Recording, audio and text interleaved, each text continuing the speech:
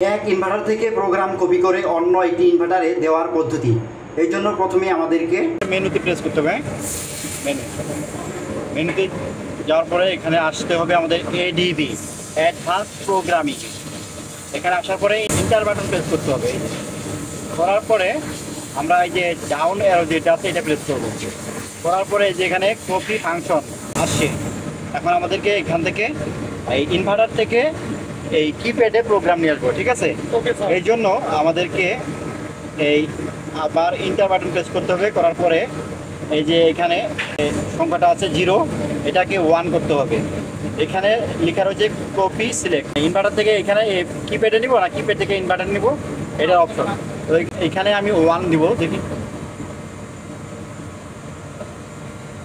এই যে 1 দেওয়ার পরে এখানে চেঞ্জ হয়ে গেল ইনভার্টার টু অপারেটর রিড, অর্থাৎ ইনভার্টার থেকে এই কিপ্যাডে প্রোগ্রামটা চলে আসবে।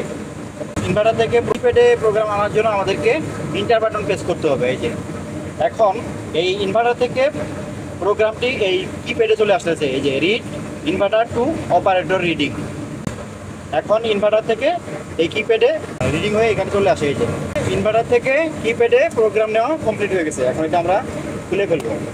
খুলে ফেলে নতুন একটা ইনভার্টার লাগাই ওইটাতে এই প্রোগ্রামটা দিব। ঠিক আছে, নতুন একটি ইনভার্টার লাগিয়েছি। এখন আমরা আগের ইনভার্টার থেকে কপি করা প্রোগ্রাম এই ইনভার্টারে দিব। ওকে, প্রথমে যাবো হচ্ছে মেনুতে। ওকে, মেনুতে যাওয়ার পরে আবার মেনুতে চাপবো। মেনু আমাদেরকে আসতে হবে যে এডিবি, অর্থাৎ অ্যাডভান্স প্রোগ্রামিং।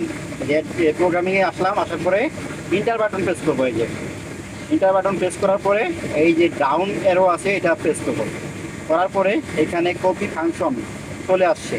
এখন আমরা এই কিপ্যাড থেকে ইনভার্টারে প্রোগ্রাম নিব।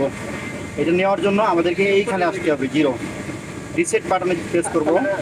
ইন্টার প্রেস করবো। এই যে ইন্টার দেওয়ার পরে এই যে 0 চলে আসছে। কপি 1 করবো। প্রথমে 1 করলে ইনভার্টার থেকে এই কিপ্যাডে প্রোগ্রাম আসবে। আর যদি 2 করি, এই যে 2 করার পরে এই কিপ্যাড থেকে ইনভার্টারে যাবে, অর্থাৎ অপারেটিং টু ইনভার্টার। রাইট, আমি প্রেস করি ইন্টার বাটন। কিপ্যাড থেকে ইনভার্টারে প্রোগ্রাম দেওয়া কমপ্লিট হয়ে গেছে।